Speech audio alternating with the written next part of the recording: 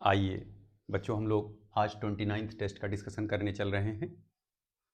Question पहला जिसमें दिया गया है, कह रहे Born Haber cycle can be used to estimate. किसको एस्टिमेट करने में बॉर्न हैबर साइकिल यूज किया जा सकता है? जान लें, इलेक्ट्रोनिगेटिविटी का कैलकुलेशन हम लोग बॉर्न हैबर साइकिल से नहीं करते हैं। बॉर्न हैबर साइकिल से हम लोग इलेक्ट्रॉन गेन इंथैल्पी निकाल सकते हैं। बॉर्न हैबर साइकिल से हम लोग आयोनाइजेशन पोटेंशियल को भी ज्ञात कर सकते हैं। बॉर्न हैबर साइकिल से हम लोग सब्लिमेशन एनर्जी भी निकाल सकते हैं। बॉर्न हैबर साइकिल से हम लोग lattice energy of ionic crystal भी ज्ञात कर सकते हैं। 5 एनर्जी इन्वॉल्व होते हैं बॉर्न हैबर साइकिल में। केमिकल बॉन्डिंग वाले चैप्टर में ये बात आपको पढ़ाया गया है डिटेल में वहां पर। तो लैटिस एनर्जी भी आप निकाल सकते हैं और इलेक्ट्रॉन गेन इंथैल्पी भी आप ज्ञात कर सकते हैं। किससे? बॉर्न हैबर साइकिल से। इसमें आंसर कौन सा करेक्ट हो जाएगा बेटा? डी आंसर करेक्ट हो जाएगा। ओके, अगले क्वेश्चन की तरफ चलते हैं। कह रहे which one of the following order present the correct sequence of the increasing basic nature of given oxide. तो आप जान लें, यह है सोडियम ऑक्साइड, यह है पोटेशियम ऑक्साइड। फर्स्ट ग्रुप में हम लोग ऊपर से नीचे चल रहे हैं। और अगर आप सेकंड ग्रुप में चलेंगे तो इधर ये होगा मैग्नीशियम ऑक्साइड। ठीक है, 13th ग्रुप में अगर आप उधर जाएंगे तो ये हो जाएगा एल्युमिनियम ऑक्साइड। अब दिमाग में बिल्कुल एकदम बैठा लें आप कि जब आप लेफ्ट से राइट चलते हैं, किधर चलते हैं? लेफ्ट से राइट चलते हैं। तो लेफ्ट से राइट चलने पर बेसिक स्ट्रेंथ घटता है और एसिडिक स्ट्रेंथ बढ़ता है। क्लियर? इसका मतलब कि अगर हम सोडियम और मैग्नीशियम और एल्युमिनियम ऑक्साइड में देखें तो सबसे कम बेसिक स्ट्रेंथ होगा एल्युमिनियम ऑक्साइड का, उससे कम किसका होगा? मैग्नीशियम ऑक्साइड का, उससे ज्यादा, और उससे ज्यादा किसका होगा? सोडियम ऑक्साइड का। क्लियर? और जब हम ऊपर से नीचे आते हैं तो बेसिक स्ट्रेंथ बढ़ता है। और पोटेशियम ऑक्साइड कहां है? सोडियम ऑक्साइड के नीचे। इसका मतलब कि पोटेशियम ऑक्साइड सोडियम ऑक्साइड से ऊपर जाएगा भैया बेसिक स्ट्रेंथ के मामले में। ये देखिए भैया, यहां पर हम लगा दे रहे हैं पोटेशियम ऑक्साइड। ये किसका ऑर्डर निकल करके आ रहा है बेटा? ये बेसिक स्ट्रेंथ का ऑर्डर। कोई दिक्कत किसी को? कोई दिक्कत नहीं। इसमें ऑप्शन कौन सा करेक्ट हो जाएगा? फर्स्ट ऑप्शन करेक्ट हो जाएगा। क्लियर? अगला सवाल देखें। कह रहे which is the correct sequence in the following properties for the correct order mark. अगर सही है तो उसके लिए टी लिखें, ट्रू है, और अगर इनकरेक्ट है, फॉल्स है, तो उसके लिए आप एफ लिखिए। क्लियर? तो पहला जरा देखिए, कह रहे साहब लेविस एसिडिटी ऑर्डर। कह रहे साहब क्या ये लेविस एसिड के एसिडिक स्ट्रेंथ का ऑर्डर है? नहीं साहब, ये गलत है। क्यों? क्योंकि लेविस एसिडिक कैरेक्टर जो होता है ये इलेक्ट्रोनिगेटिविटी के डायरेक्टली प्रोपोर्शनल होता है। आप जरा बताइए, फ्लोरीन की इलेक्ट्रिसिटी सबसे ज्यादा, उससे कम क्लोरीन, उससे कम ब्रोमीन, उससे कम आयोडीन।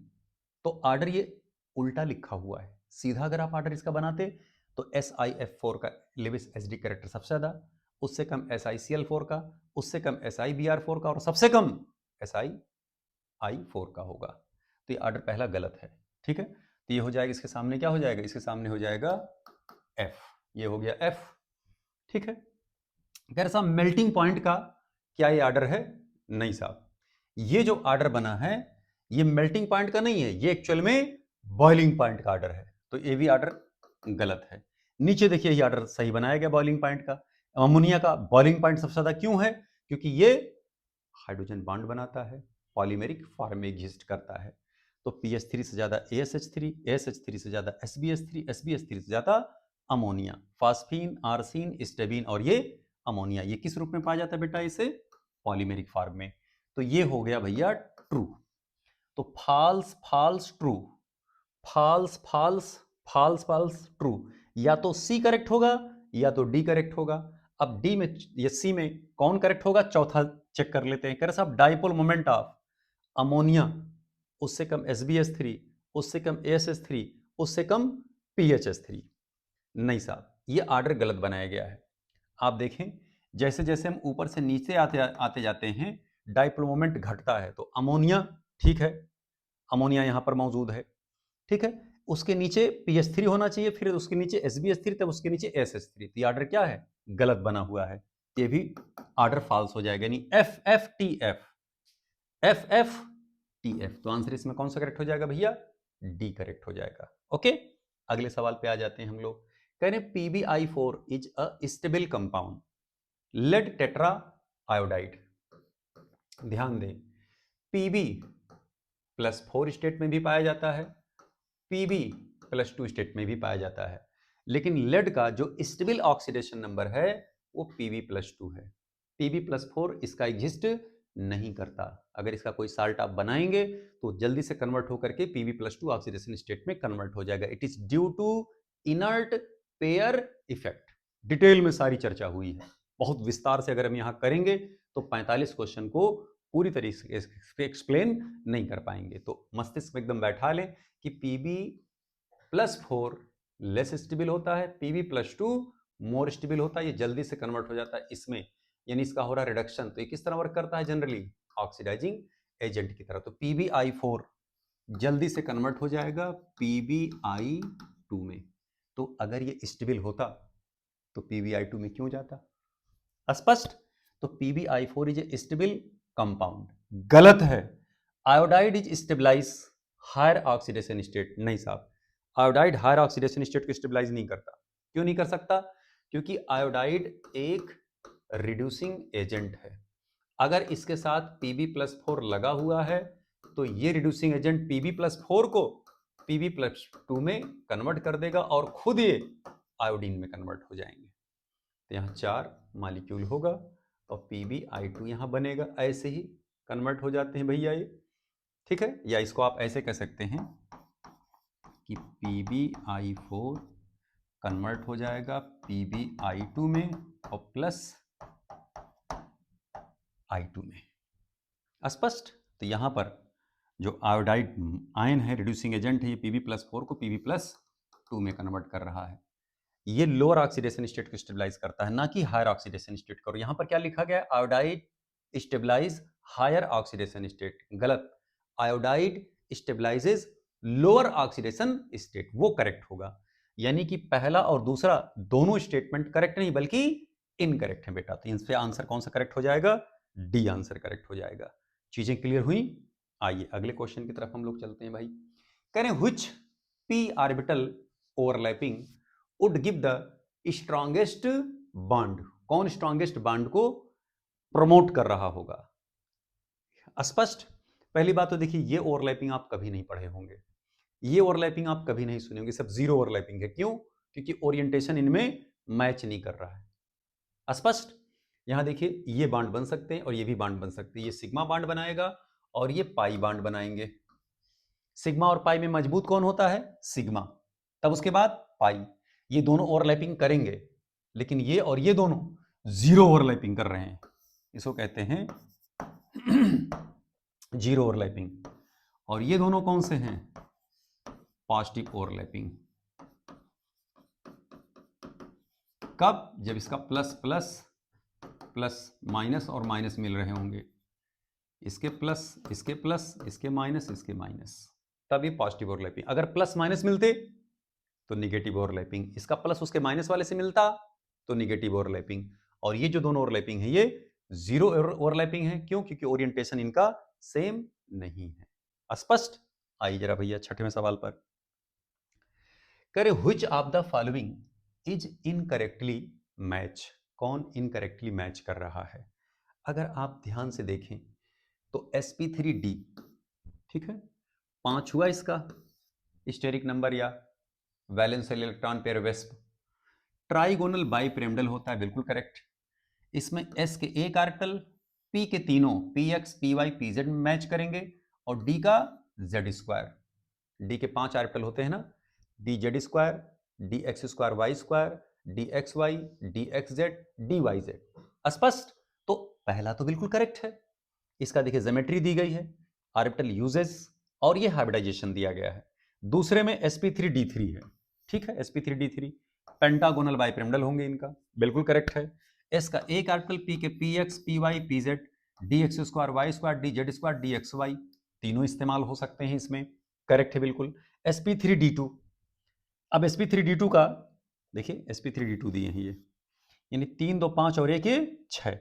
तो अगर sp3d2 है तो इसका स्ट्रक्चर कैसा होना चाहिए? ऑक्टाहेड्रल होना चाहिए। यहां क्या दिए हैं? Capped octahedral. ये जो कैप्ड ऑक्टाहेड्रल है ना बेटा, ये कैप्ड ऑक्टाहेड्रल डिस्टॉर्टेड ऑक्टाहेड्रल का दूसरा नाम है। और डिस्टॉर्टेड ऑक्टाहेड्रल का मतलब 7 कितना 7 ऑर्बिटल होने चाहिए, sp3d3।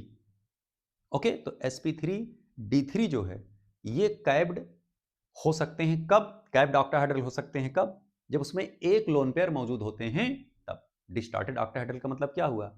6 थे, 8 मतलब पेंटागोनल बाइपिरामिडल होने चाहिए थे। इधर देखना, जब 7 निकल करके आएगा sp3d3 में, इसमें ml6 और यहां हो जाएगा बल्कि me6, ये हो जाएगा l, मतलब एक लोन पेयर इसमें होगा और 6 बॉन्ड, बल्कि AB6L ऐसे लिखते हैं, AB6L टाइप हुए। इसमें एक लोन पेयर निकल करके आया, तो 6 और 1 कितने हुए? 7। अगर ये पूरे 7 होते तो स्ट्रक्चर इसका ऐसे बन करके आता बेटा, ये ऐसे बन करके आते, लेकिन इसके पास क्या है? एक लोन पेयर है। तो ये जो लोन पेयर होता है ना बेटा, ये देखना, ये ऑक्टाहेड्रल ऐसे जाएंगे ऐसे, ठीक है। और ये जो होता है इसी के ऊपर ऐसे कैप की तरह होता है। क्या है ये? कैप का काम करता है, इसीलिए इसको कहते हैं कैप्ड ऑक्टाहेड्रल, या इसी का दूसरा नाम है डिस्टॉर्टेड ऑक्टाहेड्रल। स्पष्ट? हालांकि ये सब कैप्ड ऑक्टाहेड्रल वगैरह नाम आपके एनसीईआरटी में दिया नहीं गया है, लेकिन सवाल जहां से उठाया गया वहां पर चूंकि ये दिया गया है तो आप जान लेंगे तो अच्छी बात रहेगी। स्पष्ट? तो इसमें sp3d2 यानी अगर 6 ऑर्बिटल इसका है तो स्ट्रक्चर इसका ऑक्टाहेड्रल होना चाहिए, ना कि कैप्ड ऑक्टाहेड्रल। और ऑर्बिटल तो खैर सही दिए गए हैं, वही होते हैं। तो ये वाला इनकरेक्ट है बेटा, ये इनकरेक्ट है। ऊपर वाले करेक्ट हैं, ये इनकरेक्ट है, ये नीचे वाला भी करेक्ट ही होगा। चेक करके देख लीजिए, sp3 है टेट्राहेड्रल, s के एक, p के तीनों ऑर्बिटल px py pz। तो इसमें आंसर कौन सा गलत हो जाएगा भैया? सी। क्या होना चाहिए? ऑक्टाहेड्रल, ना कि कैप्ड ऑक्टाहेड्रल। कैप्ड ऑक्टाहेड्रल का दूसरा नाम क्या? Distorted octahedral. किस नंबर के उसमें पाया जाता है? हाइब्रिडाइजेशन वाले में पाया जाता है 7 नंबर वाले में, 7, जिसमें 6 बॉन्ड पेयर और 1 लोन पेयर होने चाहिए। Correct set of species with zero dipole moment. ये जो CO2 है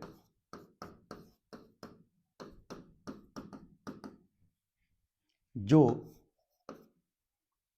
वेक्टर इधर उतने ही मैग्नीट्यूड का वेक्टर इधर लग रहा है, जो डाइपोल इधर बन रहा है वो पावर का डाइपोल मोमेंट इधर बन रहा है, जिसका जो नेट म्यू निकल करके आएगा वो 0 होगा, कि दोनों को आप जोड़ोगे 180 डिग्री पर एक्ट कर रहे हैं अपोजिट सेम मैग्नीट्यूड के वेक्टर, तो रिजल्टेंट इनका क्या आ जाएगा? 0। ऐसे BCl3 देख लीजिए, यहाँ पर यह BCl Cl Cl 120 120 120, अगर 3 वेक्टर बराबर एंगल पर वर्क कर रहे हैं, 120 पर अगर एक्ट कर रहे हैं तो उनका नेट रिजल्टेंट क्या निकल के आता है? 0 निकल करके आता है। क्लियर? इसका भी म्यू क्या हो जाएगा? 0। तो 4 नंबर और 1 नंबर यही जीरो डाइपोल मोमेंट रख रहे हैं, बाकी COCl2 CH2Cl2 ये दोनों पोलर मॉलिक्यूल हैं, नॉन पोलर नहीं है। तो इसमें आंसर कौन सा करेक्ट हो जाएगा? ए। 8वें सवाल पे आ जाए। Correct, consider the following compounds and select correct order of SF bond length. Clear? अब अगर आप यहां देखें तो SF बॉन्ड लेंथ ये A हुआ, ये B हुए और ये C हुए। तो पहली चीज तो आप जान लें, जो एक्सियल बॉन्ड लेंथ होता है वो बॉन्ड लेंथ सबसे ज्यादा होता है बेटा, सबसे ज्यादा होगा। अब SF और SF ये इक्वेटर के हैं, ये भी इक्वेटर के हैं, लेकिन यहां का जो इक्वेटर वाला बॉन्ड है ये रेगुलर शेप ज्योमेट्री वाला बॉन्ड है, ये कॉम्पैक्ट फॉर्म में है, यहां कोई लोन पेयर नहीं है, और ये कैसा है, इर्रेगुलर, यहां लोन पेयर है। तो जाहिर सी बात, अगर लोन पेयर होगा तो लोन पेयर बॉन्ड पेयर में रिपल्सन ज्यादा हो रहा होगा। रिपल्सन अगर होगा तो जाहिर सी बात है कि बॉन्ड लेंथ पहले से कुछ न कुछ बड़ा जरूर होगा। तो हम सी और बी में अगर हम कंपेयर करेंगे तो सी का बॉन्ड लेंथ ए से बी से ज्यादा होगा। तो ए के बाद सी आएगा और सी के बाद बी निकल करके आएगा भैया, ए सी बी। चेक कर लीजिए, कोई ऑप्शन मैच कर रहा है? यस, सी वाला आंसर मैच कर जाएगा। अगला सवाल देखें, करें largest bond angle is present in. Largest bond angle किसी में नहीं होगा, सब एक ही बिरादरी के मालिक्यूल हैं। यहां पर भी ऐसे ही होगा।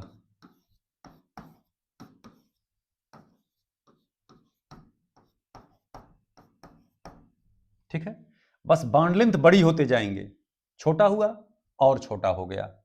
बॉन्ड लेंथ अगर आप देखेंगे सबसे बड़ा ये, उससे छोटा ये, उससे छोटा ये, लेकिन बॉन्ड एंगल सब में 120 120 120, क्योंकि सब रेगुलर शेप ज्योमेट्री में है, कहीं कोई लोन पेयर नहीं है, तो बॉन्ड एंगल में कोई परिवर्तन नहीं होगा। सबका बॉन्ड लेंथ क्या होगा? All have equal bond angle.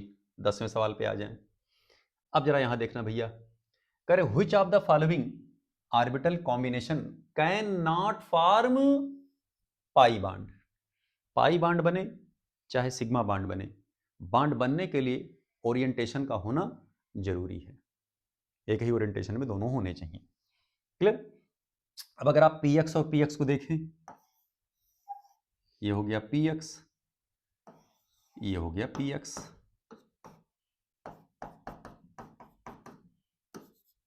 Overlapping हुआ। ठीक है, यहां नीचे अगर आप देखिए dxy सेम सेम हुए, ये भी ओवरलैप करेंगे, side by side, side by side side. ठीक है, ऐसे अगर आप यहां भाई, अगर आप ऐसे देखें,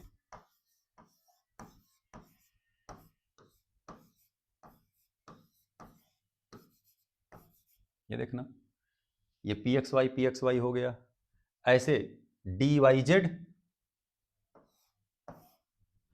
ये x है, ये y है, ये y है, ये z है। ठीक है, ऐसे ही dy हो गया, ये y है ना, ये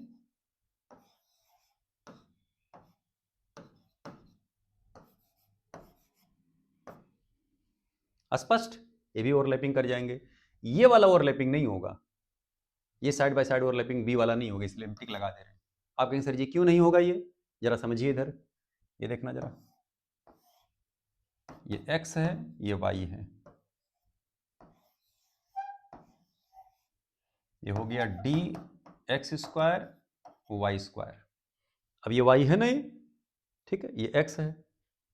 अब अगर आप py बनाओगे तो py जो होगा इसी के परपेंडिकुलर होगा, ये dx² y² हुआ, dx² y² हुआ, और जो py होगा इसी के परपेंडिकुलर होगा बेटा, ऐसे इसी के ऊपर से बिलोंग कर रहा होगा, py px pz, और x² y² इसी पर है।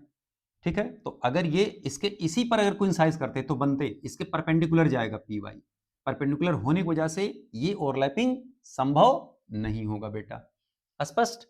अगला जरा देखें भैया, which of the following has been arranged in order of decreasing dipole moment. अब जरा ध्यान से समझिएगा, नियम से अगर आप देखें तो CH3F,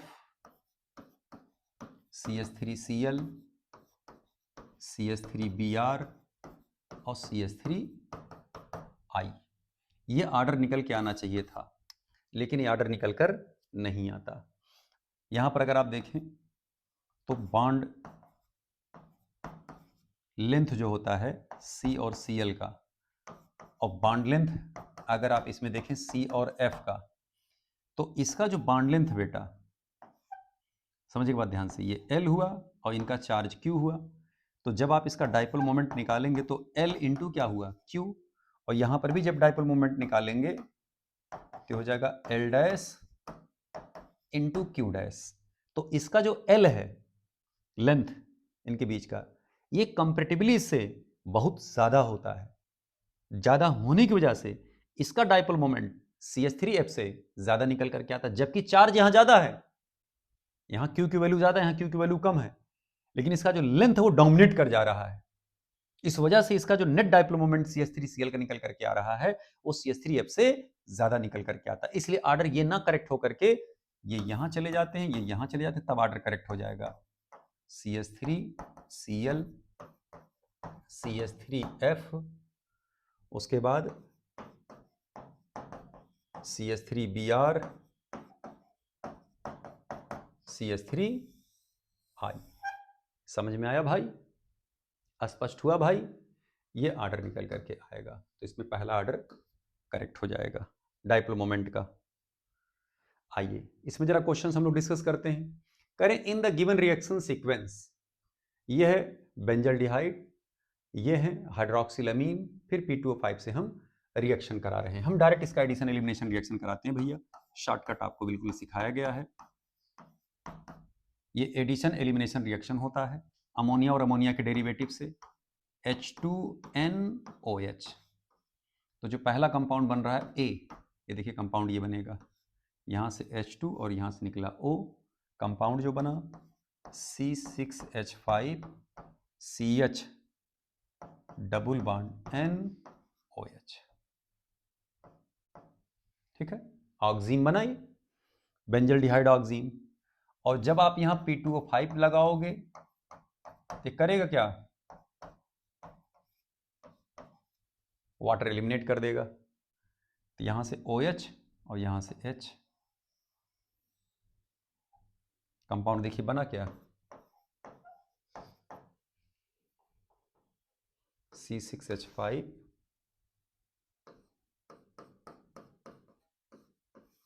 ये हुआ फेनिल साइनाइड। ढूंढिए इसमें कहीं फेनिल साइनाइड बन रहा है? ये पहला वाला कंपाउंड करेक्ट हो जाएगा।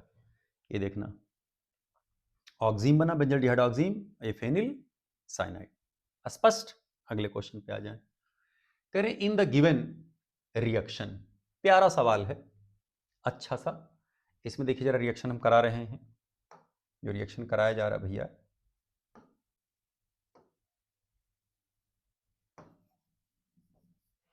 ये देखिए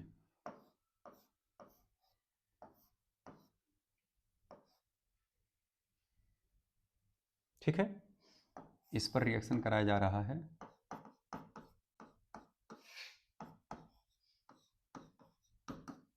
इनका पहले इसी से रिएक्शन हो रहा है, तो ये पहले इनसे रिएक्शन करेगा। पोलरिटी यहाँ ज़्यादा, बॉन्ड देखिए पहले ये ब्रेक करेगा।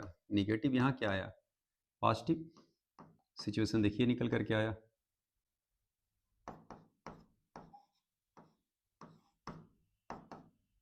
ये H आकर के ही लगेगा। कंपाउंड देखिए क्या बन करके आया? CH2 plus OH। अब बॉन्ड यहाँ टूटेगा, निगेटिव यहाँ आया पॉजिटिव, ये इलेक्ट्रोफाइल जा करके यहीं पर लगेगा। सिचुएशन देखिए क्या बन करके आया?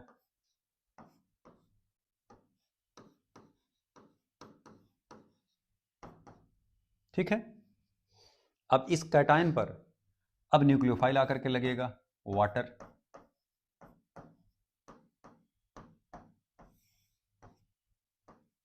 ये देखना वाटर आकर के यहाँ लगा, जब वाटर आकर के लगेगा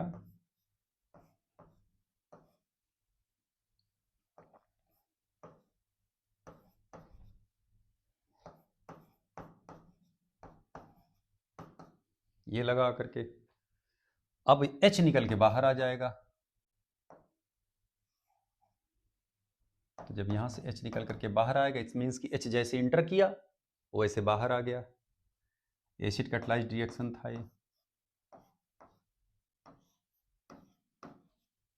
OH यहाँ लग जाएगा OH। चेक कर लीजिए, देखिए आपके सामने पूरी मैकेनिज्म दिखा दिया गया कैसे प्रोडक्ट बन करके आया। तो इसमें आंसर कौन सा करेक्ट हो जाएगा? फर्स्ट।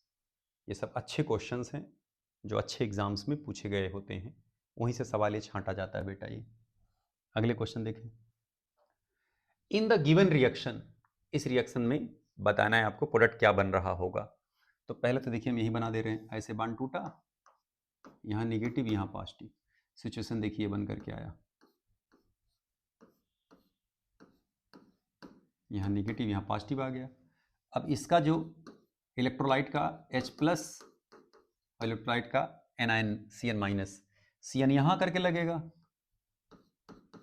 और H यहाँ करके लगेगा, तो ये खत्म हो जाएगा और ये खत्म हो जाएंगे। यानी कि पहला जो कंपाउंड बना ये साइनोहाइड्रिन बना, ठीक है। अब साइनोहाइड्रिन ये बने तो ठीक है। अब यहां पर क्या होगा, लिथियम एल्यूमिनियम हाइड्राइड लगाया गया है जो Cn को क्या कर देगा बेटा, रिड्यूस कर देगा। जब इसको रिड्यूस करेगा तो कंपाउंड देखिए ये बनेगा,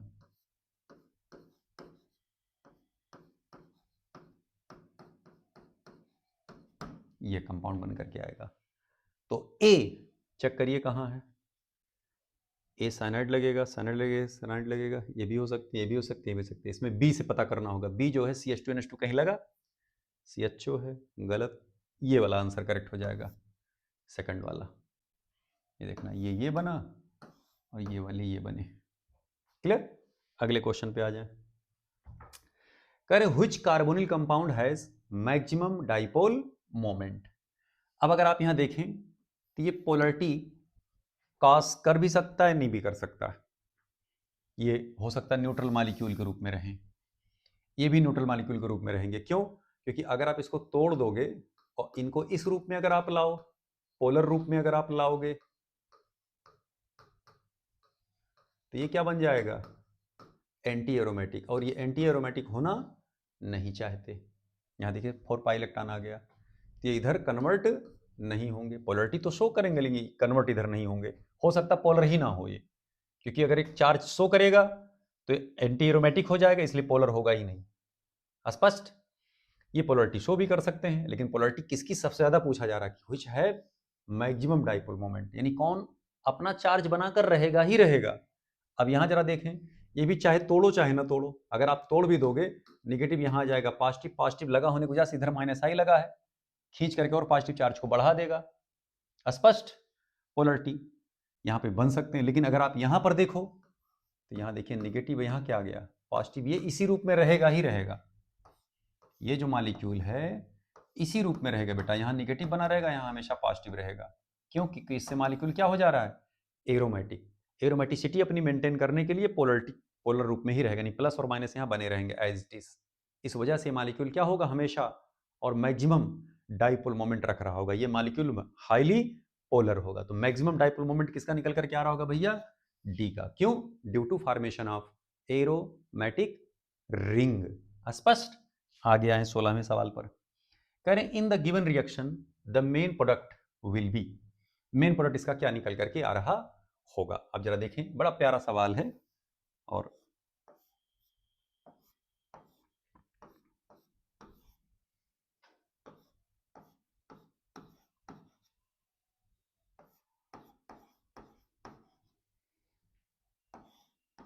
इसमें रिएक्शन किससे करा रहे हैं भैया, KOH और ब्रोमीन।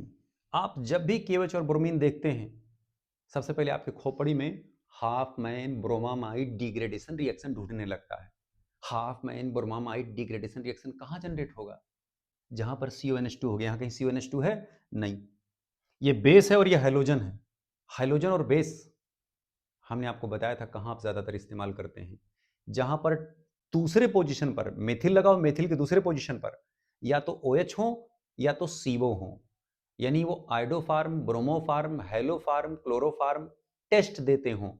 आप देखिए CH3 है, दूसरे पोजीशन पर OH है, इट मींस कि ये आइडोफार्म, हेलोफार्म, ब्रोमोफार्म बना रहा होगा। अगर ब्रोमीन है तो ब्रोमोफार्म बनाएगा। बॉन्ड देखिए यहीं से टूटता है इसका, ये बना लेता है, यहीं देखिए CH बनाएगा और देखिए CHBr3 बना और यहीं पर ये कार्बन COO में लग जाता है, एसिड बना लेता है, ये बने और यहीं पर बन जाएगा COOK और यहाँ लगा COOH। चूंकि बाद में इसको क्या किया गया, एसिडिफाई किया गया, तो जब आप इसको एसिडिफाई करोगे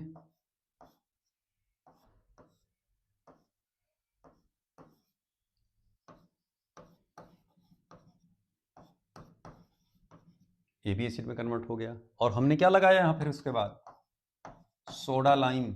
सोडा लाइम क्या करेगा, खा जाएगा CO2 को। क्यों? क्योंकि soda lime is a decarboxylating agent, सारे CO2 खा जाएगा। कंपाउंड जो देखिए बन करके आया साइक्लोपेंटेनोन। ढूंढिए इसमें कोई साइक्लोपेंटेनोन है? सेकंड वाला ऑप्शन करेक्ट हो गया। कोई दिक्कत किसी को? कोई दिक्कत नहीं। अगला क्वेश्चन देखें।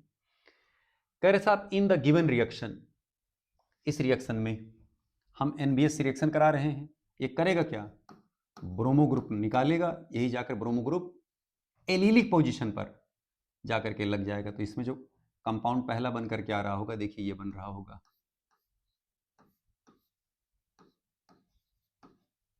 ये बना। फिर Mg इसके बीच में जाकर के इंसर्ट कर जाएगा, तो कंपाउंड देखिए बन करके आया।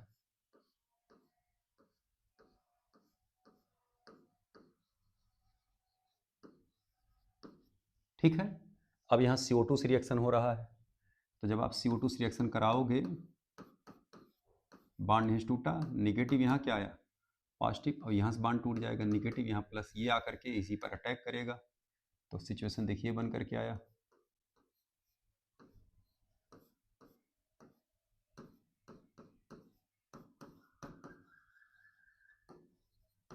ये बना। बाद में इसको एसिडिफाई कर दीजिए। तो जब आप एसिडिफाई करेंगे तो यहीं से बांड टूट जाएगा, इधर H और इधर OH, यहाँ देखिए H लग जाएगा, तो बन जाएगा कंपाउंड ये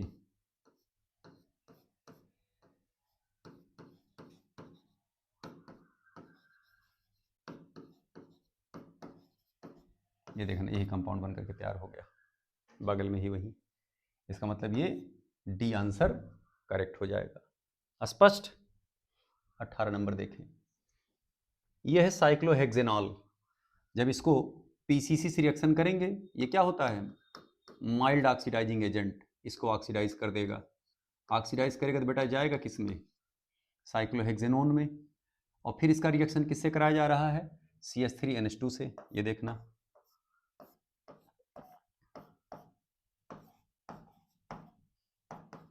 ये शिप बेस बनाएगा,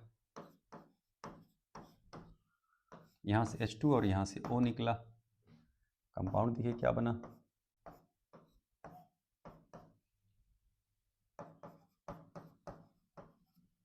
गए। बाद में इसको रिड्यूस कर दिया गया। जब इसको रिड्यूस कर दोगे भैया, पैलेडियम H2 लगा करके, तो एक H यहाँ लगेगा, H यहाँ लगेगा, एक H यहाँ लगा, यही कंपाउंड बन रहा होगा। ढूंढिए इसमें आंसर कौन सा करेक्ट हो जाएगा, फर्स्ट। क्लियर? अगले क्वेश्चन पे आ जाएं। इसका NaOH के साथ रिएक्शन कराया जा रहा है। ये जो रिएक्शन कौन सा है, एल्डोल कंडेंसेशन। एल्डोल कंडेंसेशन में आप क्या करते हो लल्ला, वाटर एलिमिनेट कराते हो। कहाँ से, अल्फा पोजीशन से। इसके सारे H आप निकाल दीजिए अल्फा पोजीशन का। ये देखना, दो मॉलिक्यूल आपस में चिपकेंगे, कंपाउंड देखिए क्या बन करके आया बेटा,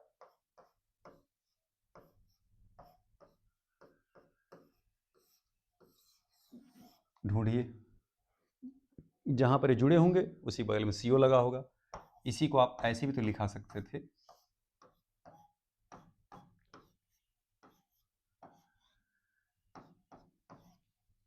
आंसर कौन सा करेक्ट हो जाएगा, C। पूरी मैकेनिज्म, एक एक स्टेप, एडिशन फिर एलिमिनेशन का पूरा दिखाया गया है। Simple aldol condensation, cross aldol condensation, intra molecular aldol condensation, cyclise कब करते हैं कंडेंसेशन में, सारी सिचुएशंस बेटा आपको बताया गया। तो टेस्ट का हम लोग डिस्कशन कर रहे हैं सिंपल सिंपल, और पढ़े हुए क्वेश्चंस को दोबारा देख रहे हैं। खाली आपको हिंट दिया जा रहा है कि डायरेक्ट कैसे प्रोडक्ट बन रहे होंगे। सारी चीजें, सारी बातें आपको बताई गई हैं क्लास में। 20वां क्वेश्चन देखें। करेक्ट कंपाउंड XC4H8O, या तो ये एल्डिहाइड होगा या तो ये कीटोन होगा, उसी का फार्मूला है। कह रहे व्हिच गिव्स 2,4-DNP, तो सारे एल्डिहाइड कीटोन DNP देते हैं। And positive iodoform test. सारे एल्डिहाइड या कीटोन पॉजिटिव आयोडोफॉर्म टेस्ट नहीं देते हैं, वही aldehyde ketone positive iodoform test देते हैं जिनमें दूसरे पोजीशन पर CO ग्रुप लगे होंगे। स्पष्ट ही बातें। अब यहां जरा देखना, ये मेथिल है, दूसरे पोजीशन पर CO लगा है, तो ये दे रहा होगा, ये DNP भी देगा और पॉजिटिव आयोडोफॉर्म टेस्ट भी देगा। क्या यहां दूसरे पोजीशन पर CO है? 1 2 3 चौथे पर है। इधर से अगर देखा जाए, वैसे तो एल्डिहाइड है, एल्डिहाइड ये नहीं दे रहे होंगे, एस्टरडिहाइड अगर होता तो दे देता। यहां जरा देखना ध्यान से, क्या दूसरे पोजीशन पे CO है? नहीं। क्या ये देगा? नहीं। तो DNP का ये टेस्ट देंगे, DNP के टेस्ट देंगे, लेकिन आयोडोफॉर्म टेस्ट दोनों नहीं दे रहे होंगे। ये ना तो DNP देगा ना आयोडोफॉर्म देगा, ये DNP और आयोडोफॉर्म दोनों टेस्ट देगा। 21 नंबर पे आ जाए। CH3 CH2 CHO और CH3 CO CH3 R। अब देखिए इसमें आप लोग हंस रहे होंगे, क्यों?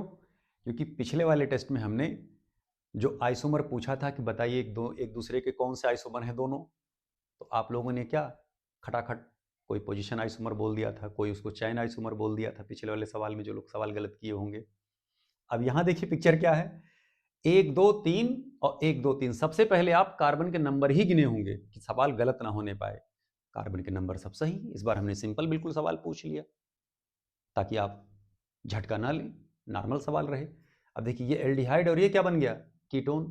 तो दोनों एक दूसरे के कौन से आइसोमर हुए? Functional isomer. स्पष्ट? इसमें सिंपल सिंपल भैया ये फंक्शनल ग्रुप आइसोमर बन गए। अगला सवाल देखें, कह रहे फाइंड। अच्छा, अगर आप सोच रहे हो कि सवाल ये तो आइसोमर का है, तो आइसोमर का नहीं है, आप एल्डिहाइड कीटोन पढ़ रहे हैं। ये एल्डिहाइड कीटोन के एग्जाम्पल लिए गए हैं भाई, सिंपल सिंपल, वो अलग बात है कि आप उसको कुछ और समझें। Find correct IUPAC name of the given compound. जब 3 समान पावर के ग्रुप कार्बन कंटेनिंग पैरेंट चैन में लगे होते हैं तो उनको समान सम्मान दिया जाता है, 1 2 3। ठीक है, 1 2 3 प्रोपेन ट्राई कार्ब एल्डिहाइड।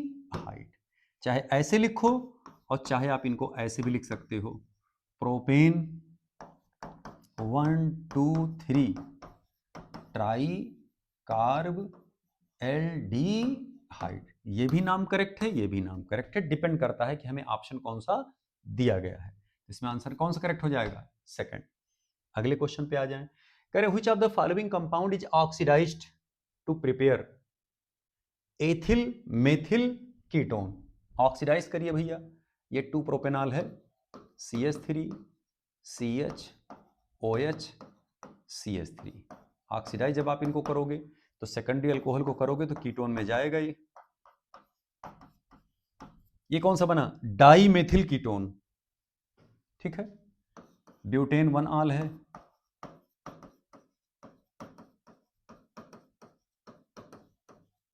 इनको आप ऑक्सीडाइज करोगे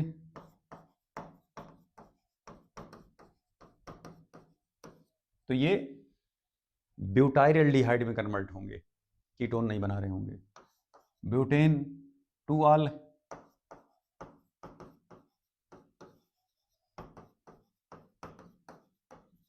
इनको ऑक्सीडाइज करिए तो इधर देखिए मेथिल लगा,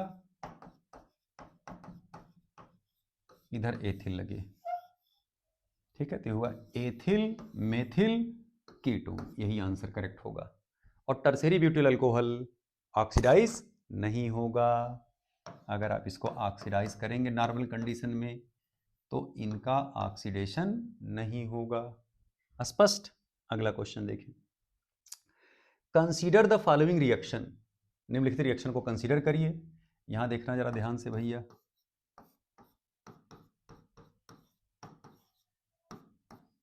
यही कंपाउंड है, प्लेडियम बेरियम सल्फेट के साथ रिएक्शन करा रहे हैं, Cl हट करके यहाँ क्या लग जाएगा? H।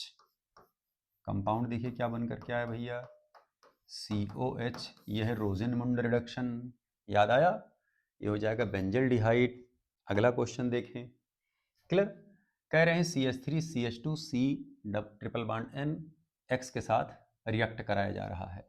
अब देखना ये स्टीफेंस रिडक्शन है, SnCl2 HCl H2O के साथ बॉयल, यही आंसर करेक्ट हो जाएगा और कोई इसमें यूज नहीं होगा। क्योंकि अगर ये सब लेकर के चल रहे होंगे वो सब लिथियम वगैरह तो ये सब प्राइमरी अमीन में कन्वर्ट हो जाएंगे। अगला देखें जरा, करें acetone is treated with excess of ethanol. इधर देखना, यह है एसीटोन। किस मीडियम में इसको रिएक्ट कराया जा रहा है? एसिडिक मीडियम में। अगर आप कीटोन का रिएक्शन अल्कोहल से एसिडिक मीडियम में कराएंगे तो 2 मोल अल्कोहल रिएक्शन करेंगे, और बेसिक मीडियम में कराएंगे तो 1 मोल एडिशन रिएक्शन करेगा, 1 मोल अल्कोहल रिएक्शन करेगा। हम डायरेक्ट इसके रिएक्शन दिखा दे रहे हैं बेटा। अरे हेमी एसिटल एसिटल, हेमी कीटल कीटल पढ़े हैं ना, याद आया कुछ? बोलिए। वही बेटा, वही रिएक्शन है। हम यहाँ डायरेक्ट आपको दिखा रहे हैं रिएक्शन। इसमें से क्या होगा, पानी आप डायरेक्ट निकालोगे यहाँ से ऐसे, और सीधे आप भी निकालना सीख लीजिए, नहीं सवाल आप कर देंगे गलत बेटा। एसिडिक मीडियम में 2 मोल जाता है तो कंपाउंड देखिए बन करके आएगा।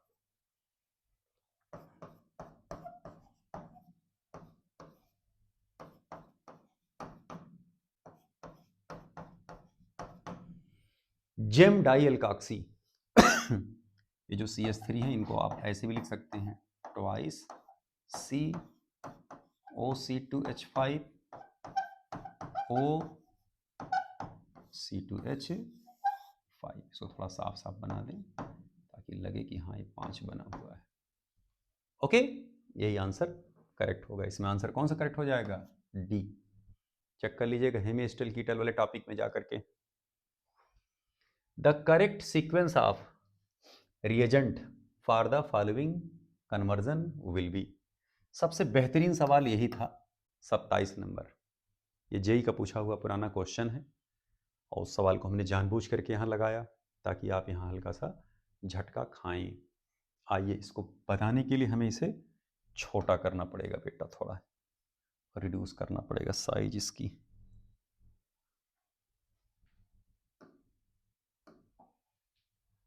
इसको थोड़ा ऊपर करते हैं, ठीक है। आइए चेक करते हैं, दिख रहा है बेटा?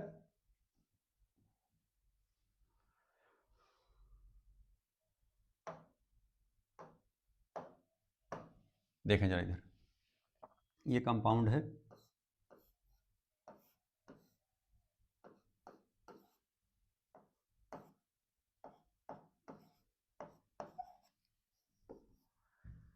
इस पर जो है, एक मिनट थोड़ा कलर बदलें क्योंकि कलर हमको कुछ अलग लग रहा है, ठीक है। इस पर रिएक्शन हमको इसमें कन्वर्ट करना है, तो सबसे पहला काम हम इनका करते हैं, ग्रिग्नार्ड रिएजेंट से रिएक्शन कराते हैं बेटा।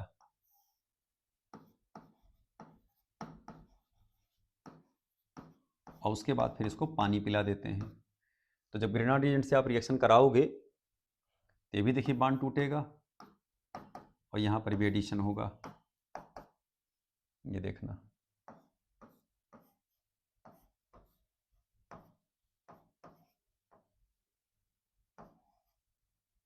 यहाँ प्लस, यहाँ माइनस, यहाँ प्लस, यहाँ माइनस। जहाँ प्लस लगा हुआ मेथिल लगेगा, ग्रिग्नार्ड रिएजेंट के, ये देखिए बॉन्ड टूटेगा। तो यहाँ पर लगा दीजिए ये मेथिल, और यहाँ लग जाएगा MgBr, ऐसे यहाँ लग जाएगा MgBr, और यहाँ क्या लग जाएगा? मेथिल। ठीक है, अब जरा समझिए ध्यान से, बल्कि मेथिल नीचे लगा दे रहे हैं, यहाँ लगा दे रहे हैं, ठीक है। अब क्या करना है, इसके बाद इसको हाइड्रोलाइज करा देते हैं। जब आप हाइड्रोलाइज कराओगे तो यहाँ से ये पूरा हट करके यहाँ लग जाएगा H, और ये भी पूरा हट करके यहाँ क्या लग जाएगा? OH। ठीक है, यानी कि पहला काम हमने किया और साथ में फिर उसके बाद इसको पानी पिलाया। दोनों ही कंबाइंड रिएक्शंस होते हैं। अब अगर आप यहाँ देखें तो ये जो केस हमारा चल रहा है इसको हम कराएं, ठीक है। ये तो होगा नहीं, ये भी नहीं होगा, ये भी नहीं होगा कि पहले ऑक्सीडाइज करा दिया जाए, क्योंकि ऑक्सीडाइज होगा ही नहीं। हाँ, ये हो सकता है, देखिए हमने इससे पहले पहला काम ये करा। अब दूसरा देखिए, इसी को हम ऑक्सीडाइज करा रहे हैं इससे, ये टॉलेंस रिएजेंट है। टॉलेंस रिएजेंट क्या होता है बेटा? ये ऑक्सीडाइजिंग एजेंट होता है, माइल्ड ऑक्सीडाइजिंग एजेंट। अब ये करेगा क्या? ये तो टर्सेरी अल्कोहल है, इसको तो ऑक्सीडाइज करेगा नहीं। हाँ, सेकेंडरी अल्कोहल को कीटोन में कन्वर्ट कर देगा। तो जब कीटोन में कन्वर्ट करेगा, देखिए कंपाउंड ये बन करके आएंगे।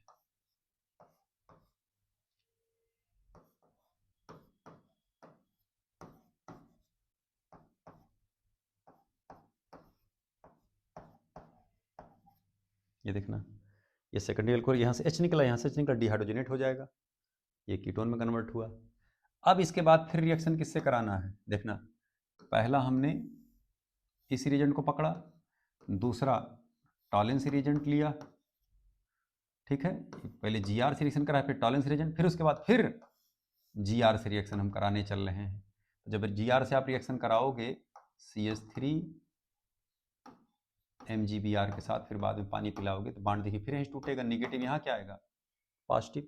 इसका मेथिल आकर के यहीं आकर के लग जाएगा, इसका मेथिल। देखिए कंपाउंड ये बनकर के आ रहा होगा।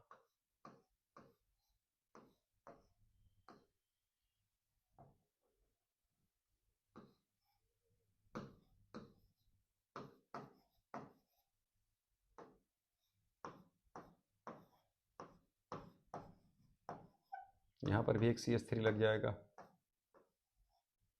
यहाँ लग जाएगा MgBr, और बाद में इसको हाइड्रोलाइज कराया गया, तो जहाँ MgBr लगा यहीं क्या लग जाएगा? OH लग जाएगा। कंपाउंड देखिए, इसी को चाहे आप ऐसे लिखें चाहे ऐसे बना दें जैसे आंसर में बनाया गया है।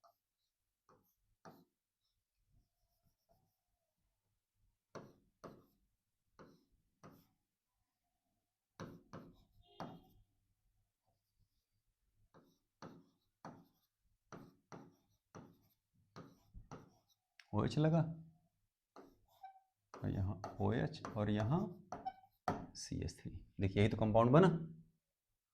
क्लियर? तो इसमें आंसर कौन सा हो जाएगा? डी। पहले Gr, फिर Tr, फिर Gr, यानी ग्रिग्नार्ड रिएजेंट, टॉलेंस रिएजेंट, फिर ग्रिग्नार्ड रिएजेंट, यानी पहले Gr, फिर Tr और फिर Gr। थोड़ा इसको और बड़ा कर देते हैं ताकि आपको बिल्कुल दिखे भैया। ये देखना, ये अब स्पष्ट दिखा? क्लियर? हाँ, ये भैया अच्छे से दिख गया होगा आपको पूरा प्रोडक्ट ये कैसे बन करके आए। सीक्वेंस ऑफ रिएजेंट इसमें आपको देना था, Gr, फिर Tr, फिर Gr। Tr यहाँ ऑक्सीडाइजिंग एजेंट की तरह भी काम कर रहा है। अगला देखें क्वेश्चन 28 नंबर में, कह रहे an organic compound X having molecular formula C5H10O। C5H10O का मतलब 5 दूनी 10O, CnH2nO, ये एल्डिहाइड या कीटोन होगा। कह रहे yield phenyl hydrazone and give negative response to the iodoform test and Tollens test. यानी कि टॉलेंस रिएजेंट के साथ भी वो रिएक्शन नहीं दे रहा है। टॉलेंस रिएजेंट के साथ अगर रिएक्शन नहीं दे रहा है इसका मतलब एल्डिहाइड नहीं है, वो कीटोन है। आयोडोफॉर्म टेस्ट नहीं दे रहा है, कह रहे साहब give negative response to iodoform test, इसका मतलब कि दूसरे पोजीशन पर वो कीटो ग्रुप मौजूद नहीं है, किसी अन्य पोजीशन पर वो है। ठीक है, कह रहे it produces n pentane on reduction. N pentane का मतलब ये हो गया कि वो स्ट्रेट चैन है। स्पष्ट? तो स्ट्रेट चैन है तो पहले यहीं से स्टार्टिंग ले लेते हैं हम लोग। 3 पेंटेनोन,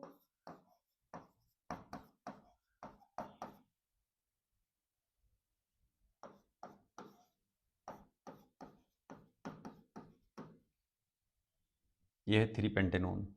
ये कंपाउंड फेनिल हाइड्रोजन के साथ तो रिएक्शन देगा, फेनिल हाइड्रोजन बना रहा होगा, लेकिन ये आयोडोफॉर्म टेस्ट नहीं दे रहा होगा, टॉलेंस रिएजेंट के साथ रिएक्शन नहीं कर रहा होगा। तो यही आंसर हमारा करेक्ट हो जाएगा। अब कह रहे साहब n amyl alcohol, n amyl alcohol देख लें जरा। 1 2 3 4 1 पेंटेनॉल को ही नॉर्मल एमाइल अल्कोहल कहा जाता है। तो अगर आप इसको देखेंगे तो ये टॉलेंस रिएजेंट के साथ निगेटिव टेस्ट नहीं देगा, ये टॉलेंस रिएजेंट इसको ऑक्सीडाइज कर देगा, पॉजिटिव टेस्ट देने लगेगा। वो कह रहे साहब कौन निगेटिव देगा। ऐसे पेंटेनल हो गए, ये भी नहीं देगा।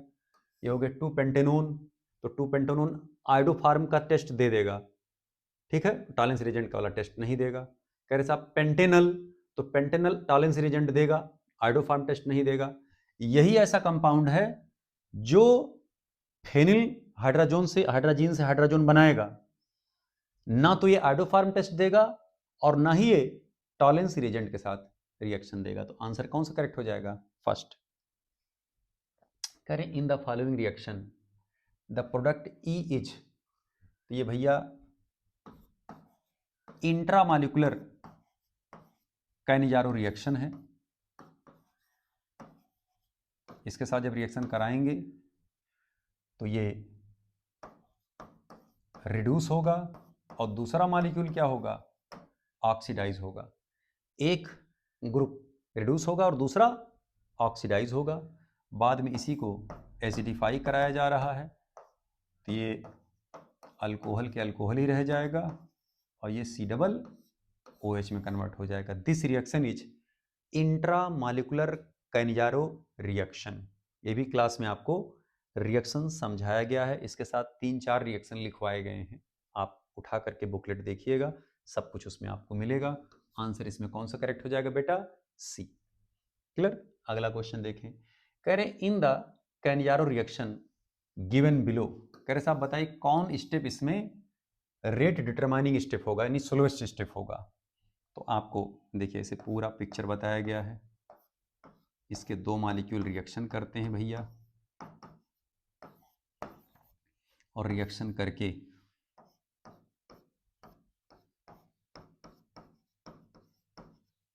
एक मॉलिक्यूल रिड्यूस होता है और दूसरा मॉलिक्यूल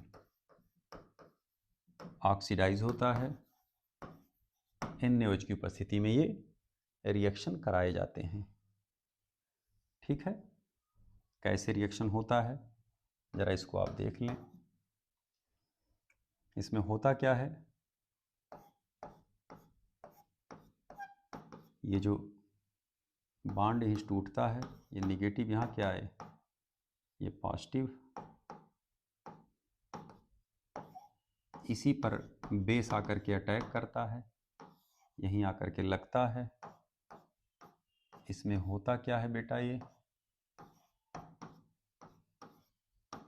यहाँ निगेटिव, यहाँ OH, यहाँ H, ये भी ढकेलेंगे, ये भी ढकेलेंगे, कहेगा हम ही क्यों लें। तो इसमें होता क्या है, अब इसमें देखिए अगला जो मॉलिक्यूल ये है,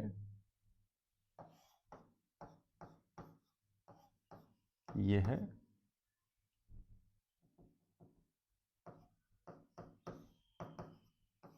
एल्डिहाइड। अब बॉन्ड हिच टूटेगा, निगेटिव यहाँ क्या आया, पॉजिटिव, और यही H जा करके निगेटिव के साथ जा करके वहीं लग जाता है। इसको बोलते हैं हाइड्राइड ट्रांसफर,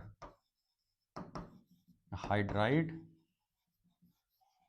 ट्रांसफर स्टेप। और यहाँ पर देखिए कंपाउंड ये बन जाता है, यहाँ माइनस था यहाँ प्लस था, माइनस प्लस क्या कर लेते हैं, ये बॉन्ड बना लेते हैं और साथ में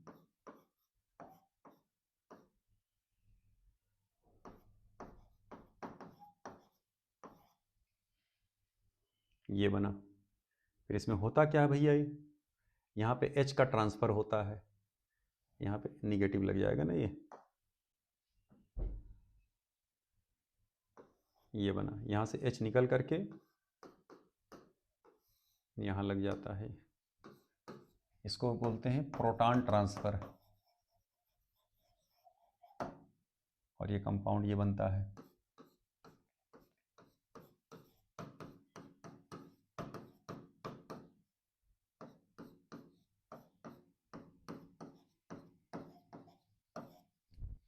ठीक है, ये स्टेप स्लो होता है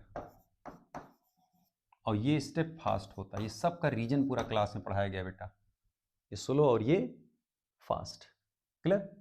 अब यहीं पर सोडियम आकर के ये जो यहाँ रहता है, ये आके फोटो खिंचवाता है बेटा ऐसे, ये सोडियम आकर के फोटो खिंचवा लेता है। ये जो रिएक्शन है पूरी मैकेनिज्म ये कैनिजारो रिएक्शन की मैकेनिज्म है। ये रिड्यूस हुए और ये ऑक्सीडाइज हुए। तो स्लोएस्ट स्टेप इसमें कौन सा हुआ? यही हाइड्राइड ट्रांसफर वाला। ढूंढिए इसमें कहीं हाइड्राइड ट्रांसफर का स्टेप है। The transfer of hydride ion to the carbonyl group, यही होता है स्लोएस्ट स्टेप। किस रिएक्शन का? कैनिजारो रिएक्शन का, इसी कैनिजारो रिएक्शन का। स्पष्ट? अगला क्वेश्चन की तरफ चले। ओके, करें identify Q in the following sequence of reaction. तो रिएक्शन करा लीजिए, कोई दिक्कत नहीं है।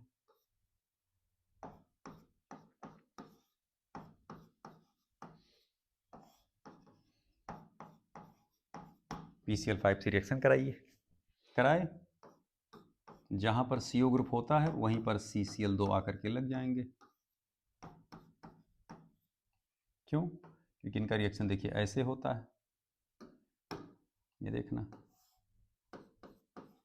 PCl3 यहाँ Cl यहाँ Cl, ठीक है। तो ये POCl3 बना लिए और साथ में 2 Cl लगा। अब इनका रिएक्शन किससे कराया जा रहा है भैया? NaNH2 के साथ, वो भी एक्सेस में। ये NaNH2, KNH2, alcoholic KOH, alcoholic NOH, ये सब क्या होते हैं? डीहाइड्रोहैलोजिनेटिंग एजेंट। ये करेंगे क्या?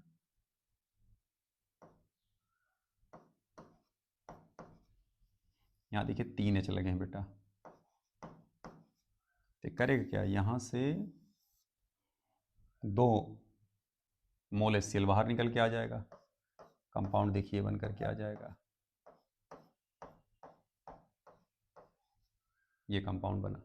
इसी को चाहे आप ऐसे लिख सकते हैं,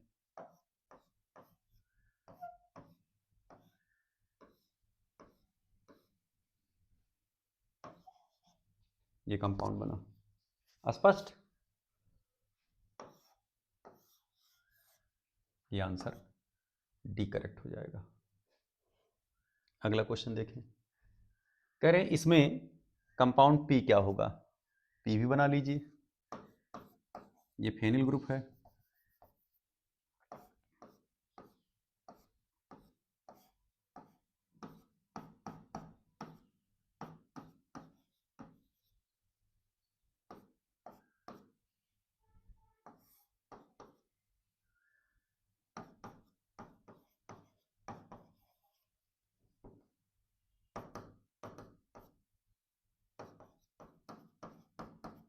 ठीक है। बॉन्ड टूटेगा, निगेटिव यहाँ क्या आएगा? पॉजिटिव, हाईली स्टेबल होंगे, इसी पर आकर के लगेगा।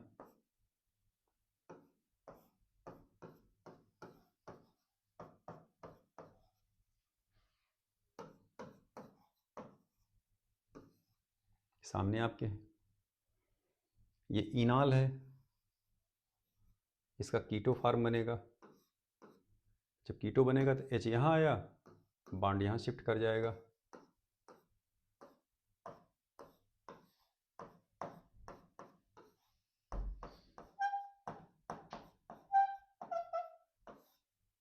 ये कंपाउंड बन रहा होगा। ये देखिए इसमें ढूंढिए, आंसर सेकंड करेक्ट हो जाएगा। यहाँ फेनिल ना लिख करके इस पूरे ग्रुप को क्या लिखा गया है? PH लिखा गया है यहाँ पर। करेक्ट? अगले क्वेश्चन में आ जाएं। Correct 2 isomeric ketones, 3 pentanone, 2 pentanone, ठीक है।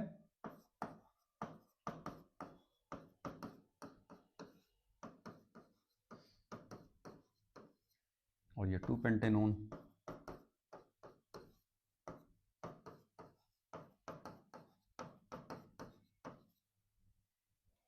ठीक है। कह साहब डिस्टिंग्विश बाई, ध्यान दीजिएगा, इट गिव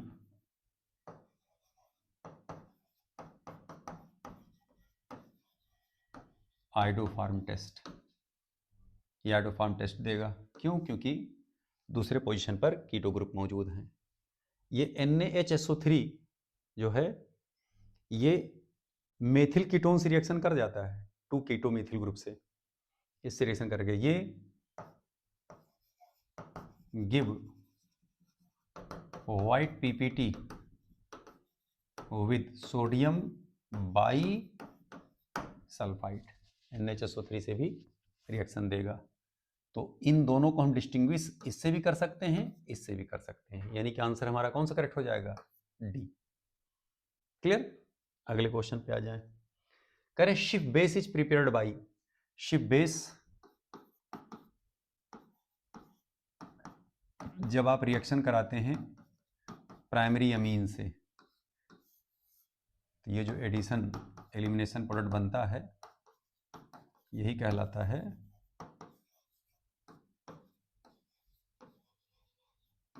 शिफ बेस। स्पष्ट? तो इसमें आंसर कौन सा करेक्ट हो जाएगा? फर्स्ट। 35 नंबर सवाल देखें। कह रहे silver mirror test with Tollens reagent is given by, silver mirror test with Tollens reagent is given by. ध्यान दें, बेंजल्डिहाइड के साथ भी टॉलेंस रिएजेंट टेस्ट देगा, ये भी एल्डिहाइड है, ये भी एल्डिहाइड, सबके साथ देगा। ऑल ऑफ दीज करेक्ट हो जाएगा ये। Cannizzaro reaction is example of, तो कैनिजारो रिएक्शन डिस्प्रपोर्शनेशन का भी एग्जाम्पल है और रिडॉक्स रिएक्शन का भी एग्जाम्पल है। कैसे? जैसे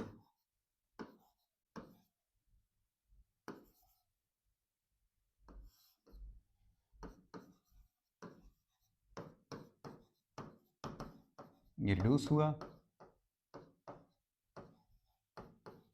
ये ऑक्सीडाइज हुए, सेम मॉलिक्यूल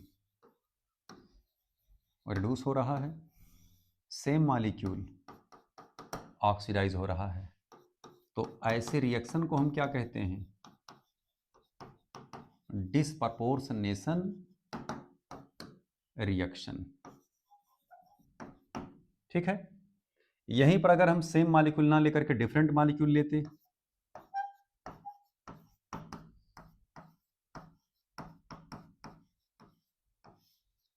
और दोनों ही ऐसे एल्डिहाइड लेते जिसमें अल्फा एच मौजूद ना होता, क्योंकि वही एल्डिहाइड कैनिजारो रिएक्शन देते हैं जिसमें अल्फा एच मौजूद नहीं होता है।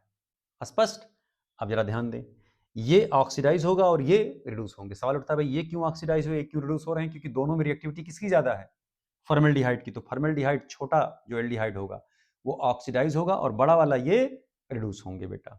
इनकी रिएक्टिविटी कम है, रिड्यूस, इनकी रिएक्टिविटी ज्यादा, ये ऑक्सीडाइज होंगे।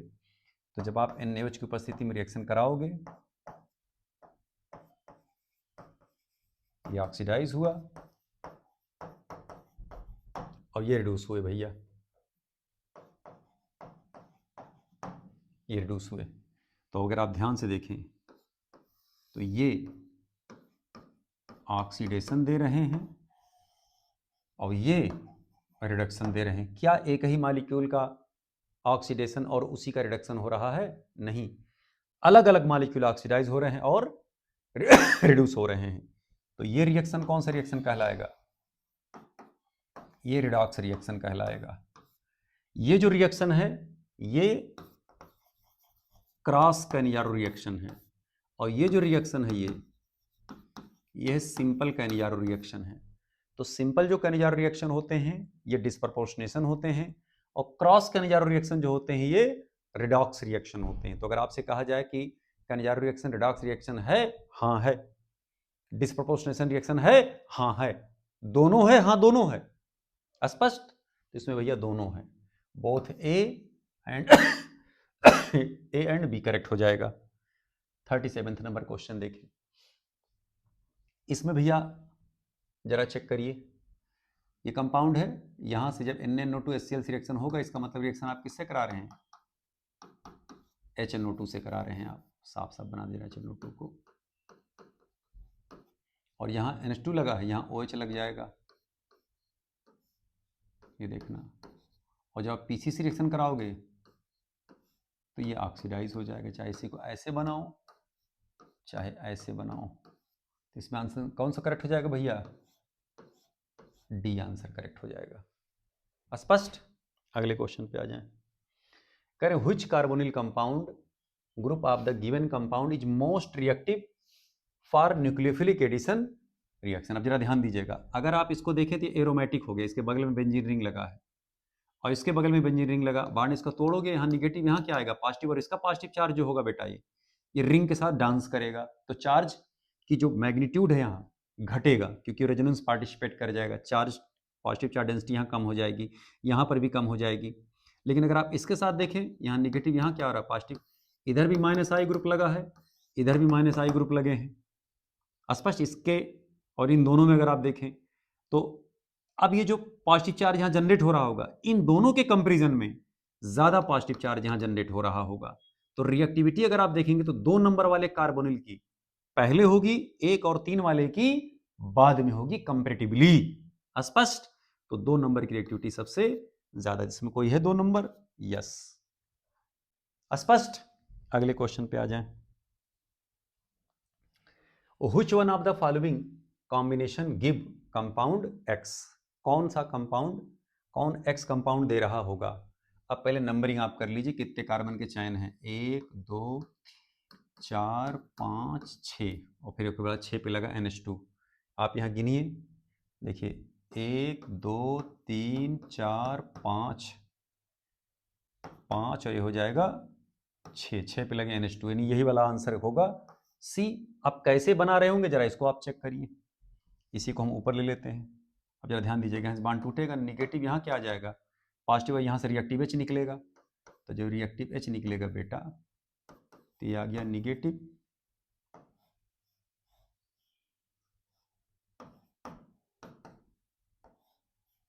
ठीक है, और ये इसी के साथ आकर के ऐसे जुड़ जाएगा, इसी के साथ आकर के। आइए बेटा, थोड़ा ग्लिच कर गया था ये, इसको थोड़ा सही कर लें भाई। चल इसी को देते हैं 1 2 3 4 5 6, ठीक है, 1 2 3 4 5 6, यही कार्बन के नंबर मैच कर रहे हैं। तो इसमें देखिए बांड ऐसे टूटेगा बेटा, निगेटिव, यहाँ आएगा पॉजिटिव, और यहाँ से रिएक्टिव H निकल करके बाहर आएगा, ये न्यूक्लियोफाइल जा करके यहाँ अटैक करेगा, तो देखिए कंपाउंड ऐसे बनेंगे।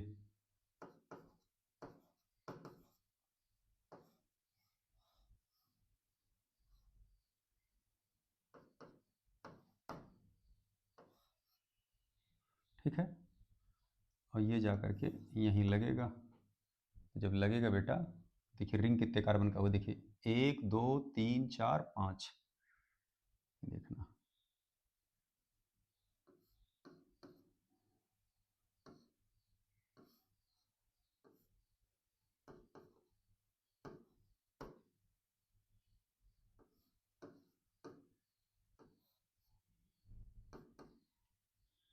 हम नंबरिंग कर लीजिए फिर से एक बार, 1 2 3 4 5 6 गया। अब देखिए निगेटिव और पॉजिटिव क्या कर लेंगे आपस में, ये बॉन्ड बना लेंगे, तो यहाँ से इसको हटा देते हैं,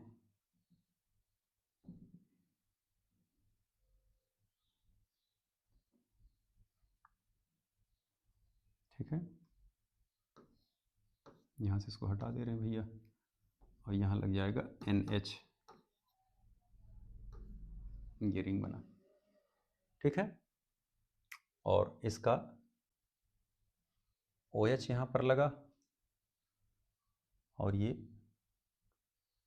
यहाँ से H आकर के यहाँ पे लगेगा इसके, और इसका जो H यहाँ पर है, और यहाँ से फिर निकलेगा ये वाटर, तो कंपाउंड देखिए हमारा ये बन करके आया।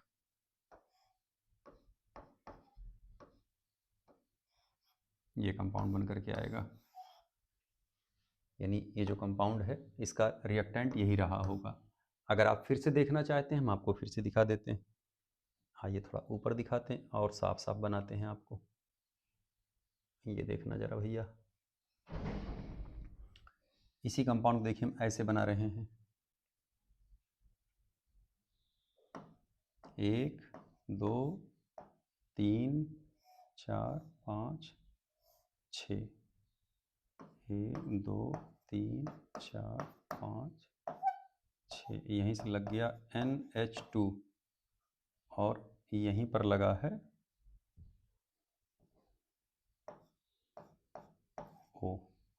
तो ये है अमीन और यह कीटोन शिफ्ट बेस बनाएंगे।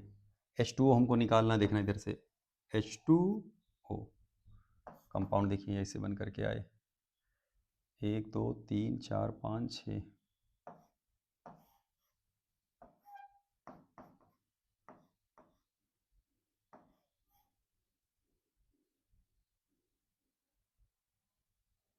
और यहाँ से H2O निकल गया, 1 2 4 5, 1 2 3 4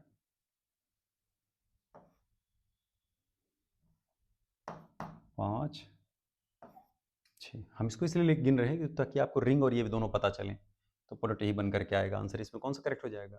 सी। 40 नंबर देखें। यहाँ जो इथेन है, लाइट की उपस्थिति में Cl लगा, एक्वस NaOH के साथ आप रिएक्शन कराइए, OH लगा, PCC लगा दीजिए, एल्डिहाइड बना। और इसी एल्डिहाइड पर जब आप एक्वस कैल्शियम हाइड्रोक्साइड लगाएंगे, ये एल्डोल कंडेंसेशन, तो इसके 2 मोल रिएक्शन करेंगे, 2 मोल एल्डिहाइड।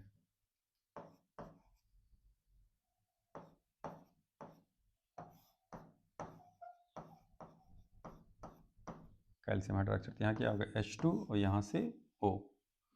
कंपाउंड क्या बना? CH CH CHO। This is called crotonaldehyde. स्पष्ट? तो आंसर इसमें कौन सा करेक्ट हो जाएगा? सी। क्लियर? 41 नंबर देखें। जिंक अमलगम कंसंट्रेट HCl, तो ये तो CH2 में जाएंगे, OH जो होगा इस Cl में चला जाएगा।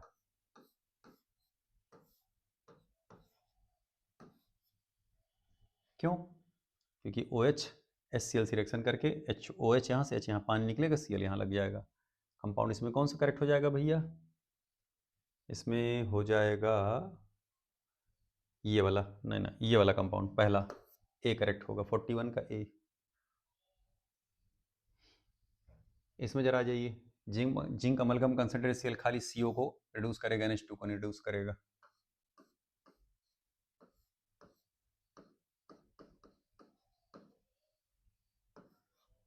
ये कंपाउंड बनेंगे। इसमें आंसर कौन सा करेक्ट हो जाएगा? डी। सब छोटे छोटे सवाल हैं बेटा, कोई क्वेश्चन इसमें टफ है ही नहीं। कह रहे find the major product of the given reaction. अब जरा देखना ध्यान से, ये बेंजल्डिहाइड है और ये अल्फा H कंटेनिंग एल्डिहाइड है, बेस की उपस्थिति में ये रिएक्शन कौन सा जा रहा होगा? Aldol condensation. तो इसका देखिए अल्फा H ही, सारे H इसके निकल जाएंगे, कंपाउंड देखिए ऐसे जाएगा, ये CHO हुआ,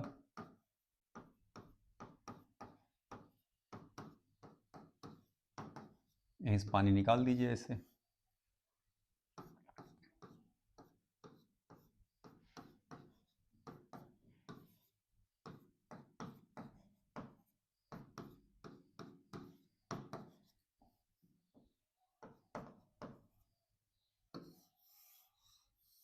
चूज कर लीजिए। इसमें आंसर कौन सा करेक्ट हो जाएगा?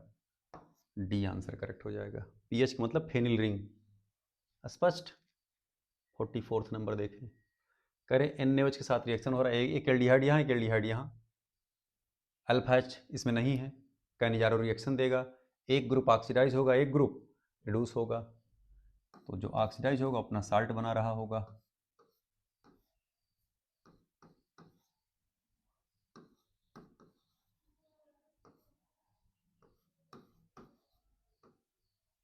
ये कंपाउंड बनेगा। इसमें आंसर कौन सा करेक्ट हो जाएगा? सेकंड। एक ऑक्सीडाइज होगा, एक रिड्यूस होगा, चूंकि बेसिक मीडियम इसलिए इसका साल्ट बनेगा। अगर यहीं पर आप एसिडिफाई कर दें इसको तो एक एसिड बन जाएगा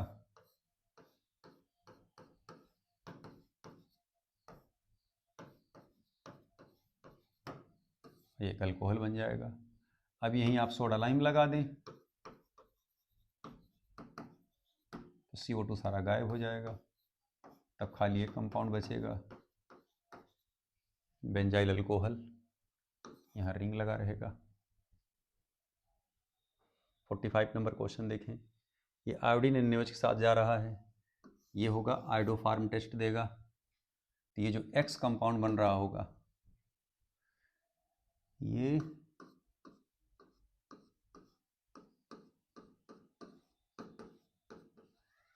Na, और जो Y वाला कंपाउंड बन रहा होगा ये CH3 बन रहा होगा, और जो Z बन रहा होगा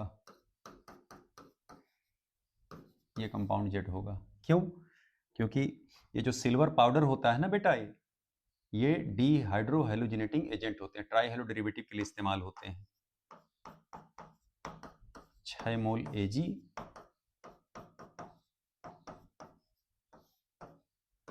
इनके साथ जब आप हीट करोगे तो ये होगा